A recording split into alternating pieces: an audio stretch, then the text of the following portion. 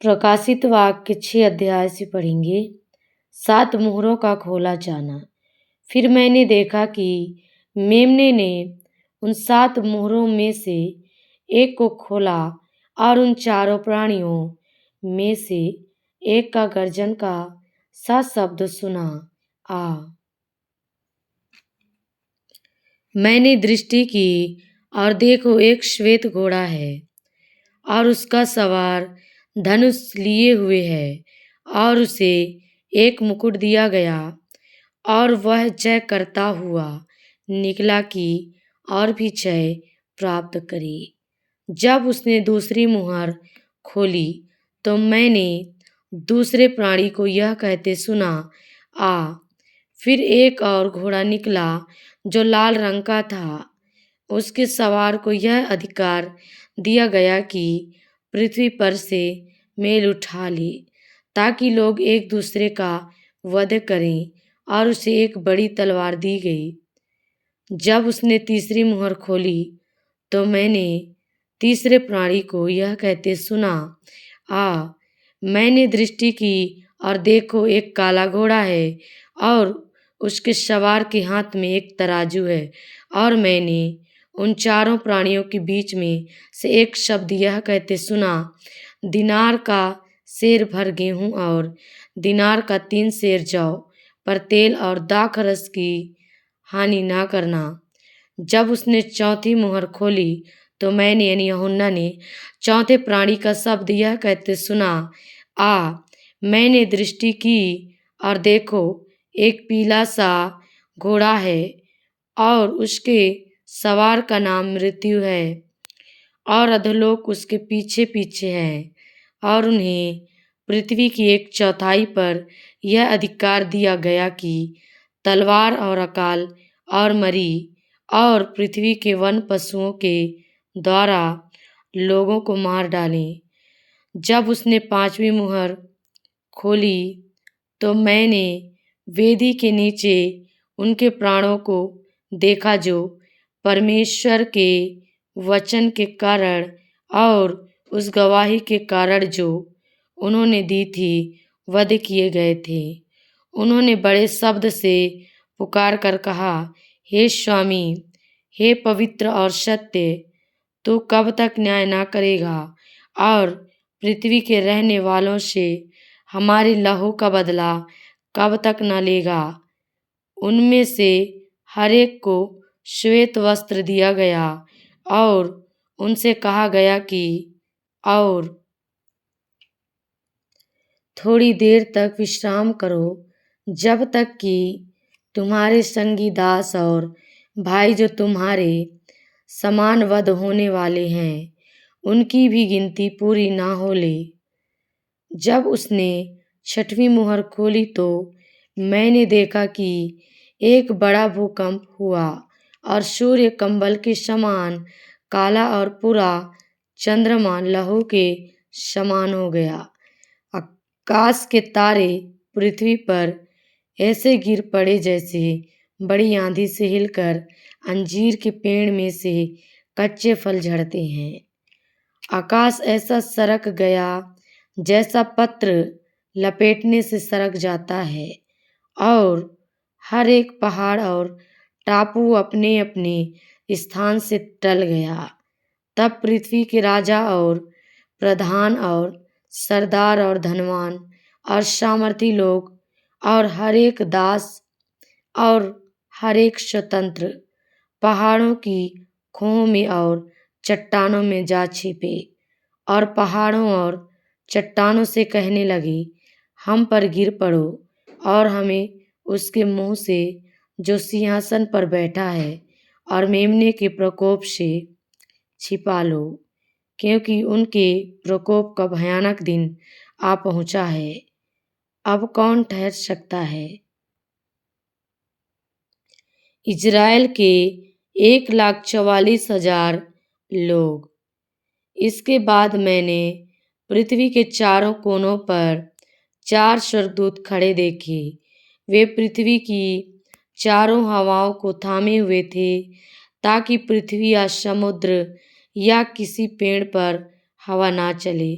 फिर मैंने एक और स्वर्गदूत को जीवते परमेश्वर की मुहर लिए हुए पूरब से ऊपर की ओर आते देखा। उसने उन चारों स्वर्गदूतों से, जिन्हें पृथ्वी और समुद्र की हानि करने का अधिकार दिया गया था, ऊंचे शब्द से पुकार कर कहा, जब तक हम अपने परमेश्वर के दासों के माथे पर मुहर ना लगा दें, तब तक पृथ्वी और समुद्र और पेड़ों को हानि ना पहुंचाना। जिन पर मुहर दी गई मैंने उनकी गिनती सुनी, अर्थात इज़राइल की संतानों के सब गोत्रों में से 1,44,000 पर मुहर दी गई। यहूदा के गोत्र में से 12,000 पर मुहर दी गई। रूबेन के गोत्र में से 12,000 पर, गाद के गोत्र में से 12,000 पर, आशेर के गोत्र में से 12,000 पर, नप्ताली के गोत्र में से 12,000 पर, मनश्शे के गोत्र में से 12,000 पर, शमौन के गोत्र में से 12,000 पर, लेवी के गोत्र में से 12,000 पर, इसहाकर के गोत्र में से 12,000 पर, जबूलून के गोत्र में से 12,000 पर, यूसुफ के गोत्र में से 12,000 पर, और बिन्यामीन के गोत्र में से 12,000 पर मुहर दी गई। एक बड़ी भीड़। इसके बाद मैंने दृष्टि की और देखो, हर एक जाति और कुल और लोग और भाषा में से एक ऐसी बड़ी भीड़ जिसे कोई गिन नहीं सकता था, श्वेत वस्त्र पहने और अपने हाथों में खजूर की डालियां लिए हुए सिंहासन के सामने और मेमने के सामने खड़ी है, और बड़े शब्द से पुकार कर कहती है, उद्धार के लिए हमारे परमेश्वर का जो सिंहासन पर बैठा है, और मेमने का जय जयकार हो। और सारे स्वर्गदूत उस सिंहासन और प्राचीनों और चारों प्राणियों के चारों ओर खड़े हैं। फिर वे सिंहासन के सामने मुंह के बल गिर पड़े और परमेश्वर को दंडवत करके कहा, आमीन। हमारे परमेश्वर की स्तुति और महिमा और ज्ञान और धन्यवाद और आदर और सामर्थ्य और शक्ति युगानुयुग बनी रहे, आमीन। इस पर प्राचीनों में से एक ने मुझसे कहा, ये श्वेत वस्त्र पहने हुए कौन हैं और कहाँ से आए हैं? मैंने उससे कहा, हे स्वामी, तू ही जानता है। उसने मुझसे कहा, ये वे हैं जो उस महाक्लेश में से निकलकर आए हैं।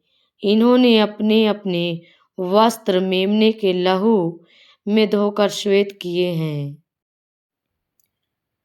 इसी कारण वे परमेश्वर के सिंहासन के सामने हैं और उसके मंदिर में दिन रात उसकी सेवा करते हैं। और जो सिंहासन पर बैठा है वह उनके ऊपर अपना तंबू तानेगा।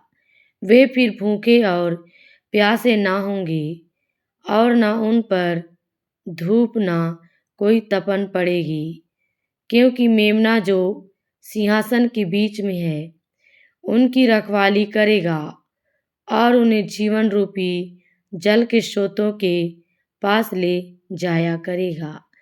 और परमेश्वर उनकी आंखों से सब आंसू पोंछ डालेगा। सातवीं मुहर और सोने का धूपदान।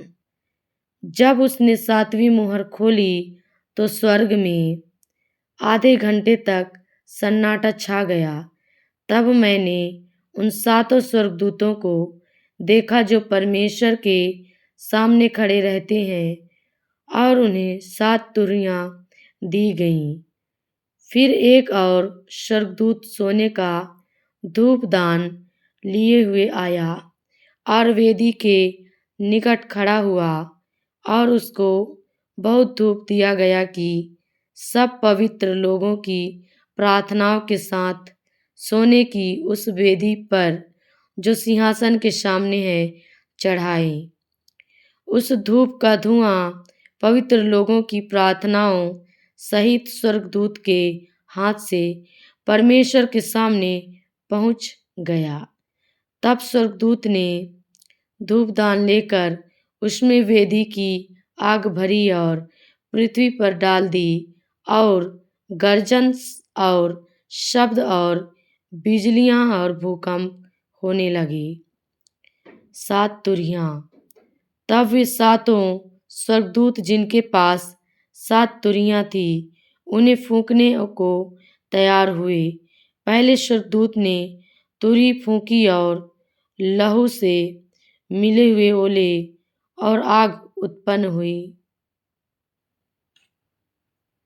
पृथ्वी पर डाली गई, और पृथ्वी की 1/3 जल गई और पेड़ों की 1/3 जल गई, और सब हरी घास भी जल गई।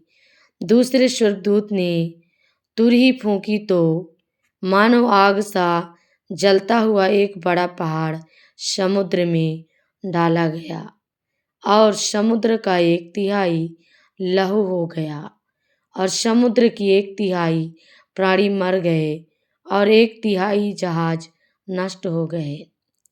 तीसरे स्वर्गदूत ने तुरही फूंकी और एक बड़ा तारा जो मशाल के समान जलता था स्वर्ग से टूटा और नदियों की 1/3 पर और पानी के स्रोतों पर आ पड़ा। उस तारे का नाम नागदौना है, और 1/3 पानी नागदौना सा कड़वा हो गया, और बहुत से मनुष्य उस पानी के कड़वे हो जाने से मर गए।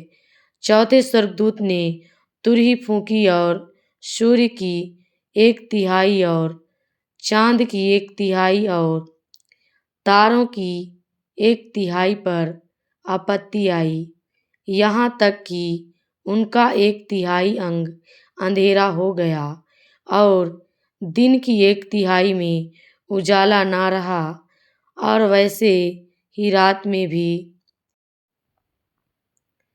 जब मैंने फिर देखा तो आकाश के बीच में एक उकाब को उड़ते और ऊंचे शब्द से यह कहते सुना, उन 3 स्वर्गदूतों की तुरही के शब्दों के कारण जिनका फूंकना अभी बाकी है, पृथ्वी के रहने वालों पर हाय हाय हाय।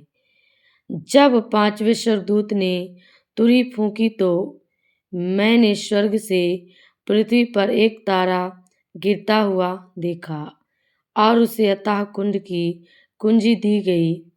उसने अथाह कुंड को खोला, और कुंड में से बड़ी भट्टी का सा धुआं उठा, और कुंड के धुएं से सूर्य और वायु अंधकारमय हो गए।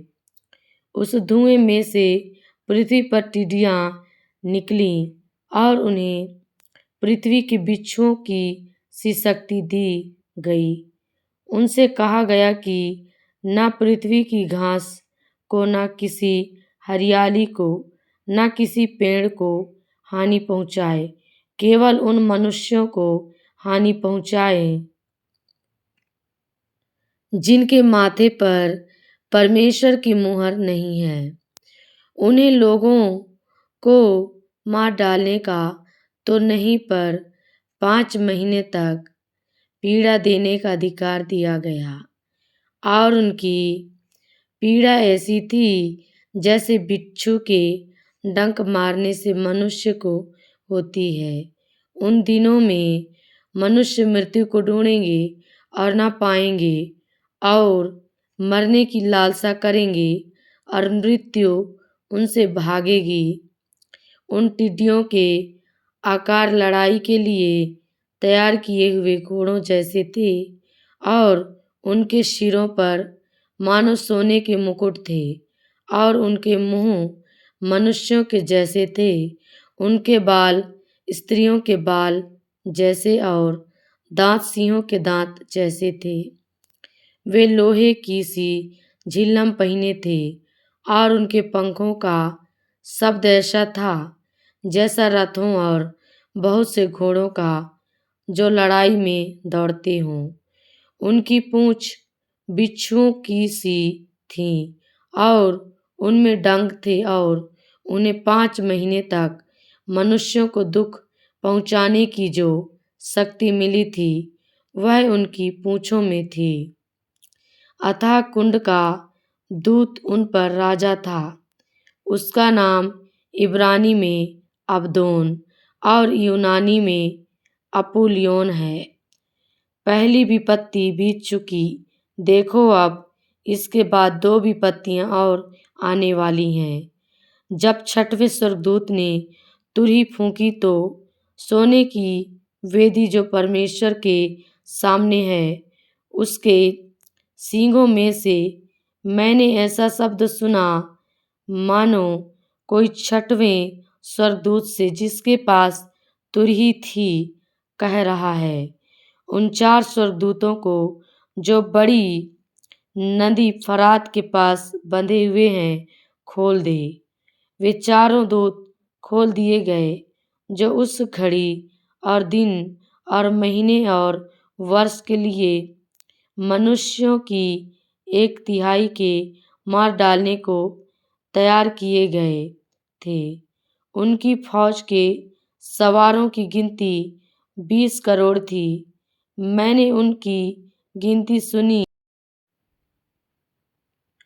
मुझे इस दर्शन में घोड़े और उनके ऐसे सवार दिखाई दिए जिनकी झिल्ला में आग और धूम्रकांत और गंधक की सी थीं और उन घोड़ों के सिर सिंहों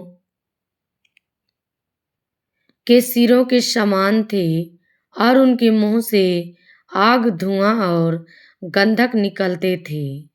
इन तीनों महामारियों अर्थात आग और धुएं और गंधक से जो उनके मुंह से निकलते थे मनुष्यों की 1/3 मार डाली गई, क्योंकि उन घोड़ों की सामर्थ उनके मुंह और उनकी पूंछों में थी, इसलिए कि उनकी पूंछें सांपों जैसी थीं और उन पूंछों के सिर भी थे और इन्हीं से वे पीड़ा पहुंचाते थे।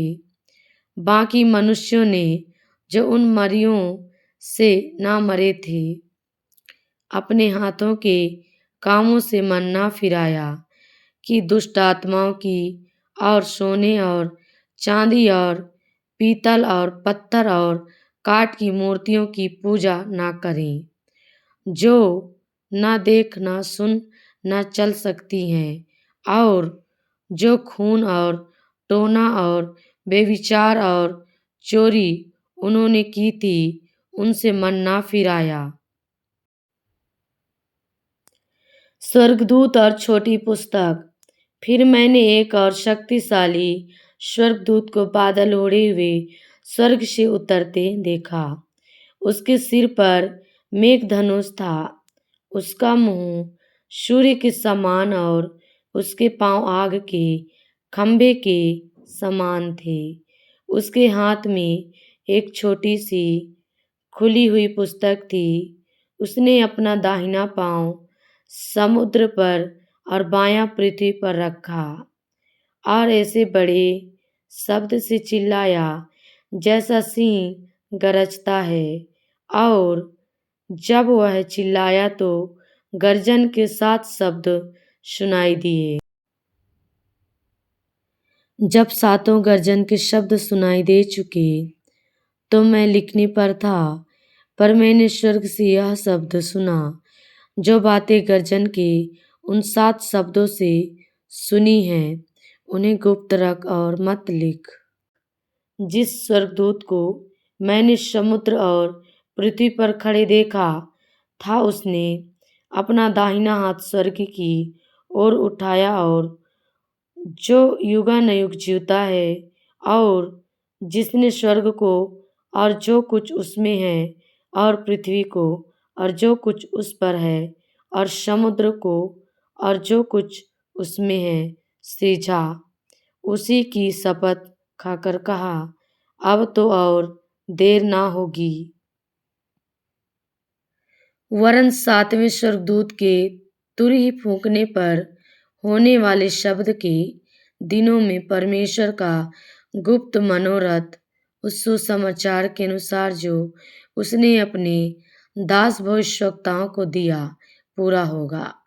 जिस शब्द को मैंने स्वर्ग से बोलते सुना था वह फिर मेरे साथ बातें करने लगा। जा जो स्वर्गदूत समुद्र और पृथ्वी पर खड़ा है उसके हाथ में की खुली हुई पुस्तक को ले ले।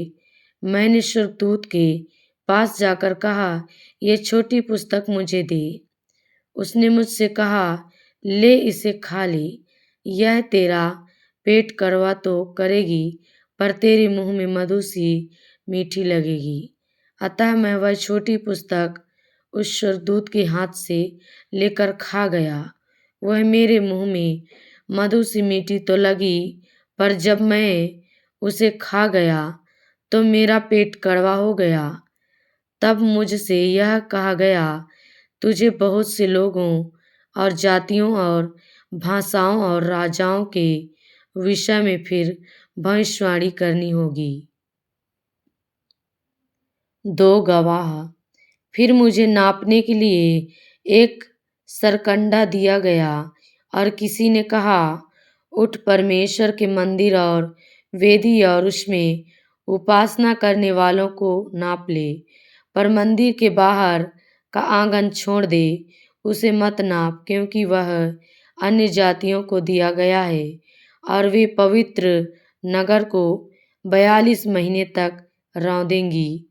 मैं अपने दो गवाहों को यह अधिकार दूंगा कि टाट ओढ़े हुए 1260 दिन तक भविष्यवाणी करें। ये वे ही जैतून के दो पेड़ और दो दीवट हैं जो पृथ्वी के प्रभु के सामने खड़े रहते हैं। यदि कोई उनको हानि पहुंचाना चाहता है तो उनके मुंह से आग निकलकर उनके बैरियों को भस्म करती है, और यदि कोई उनको हानि पहुंचाना चाहेगा तो अवश्य इसी रीति से मार डाला जाएगा। उन्हें अधिकार है कि आकाश को बंद करें कि उनकी भविष्यवाणी के दिनों में मेंह ना बरसे, और उन्हें सब पानी पर अधिकार है कि उसे लहू बनाए, और जब जब चाहे तब तब पृथ्वी पर हर प्रकार की विपत्ति लाएं। जब वे अपनी गवाही दे चुकेंगे तो वह पशु जो अतः कुंड में से निकलेगा उनसे लड़कर उन्हें जीतेगा और उन्हें मार डालेगा। उनके शव उस बड़े नगर के चौक में पड़े रहेंगे जो आत्मिक रूप से सदोम और मिस्र कहलाता है, जहां उनका प्रभु भी क्रूस पर चढ़ाया गया था। सब लोगों और कुलों और भाषाओं और जातियों के लोग उनके शवों को 3.5 दिन तक देखते रहेंगे और उनके शवों को कब्र में रखने ना देंगे। पृथ्वी के रहने वाले उनके मरने से आनंदित और मगन होंगे और एक दूसरे के पास भेंट भेजेंगे, क्योंकि इन दोनों भविष्यवक्ताओं ने पृथ्वी के रहने वालों को सताया था। परंतु 3.5 दिन के बाद परमेश्वर की ओर से जीवन का श्वास उनमें बैठ गया और वे अपने पांवों के बल खड़े हो गए, और उनके देखने वालों पर बड़ा भय छा गया। तब उन्हें स्वर्ग से एक बड़ा शब्द सुनाई दिया, यहाँ ऊपर आओ।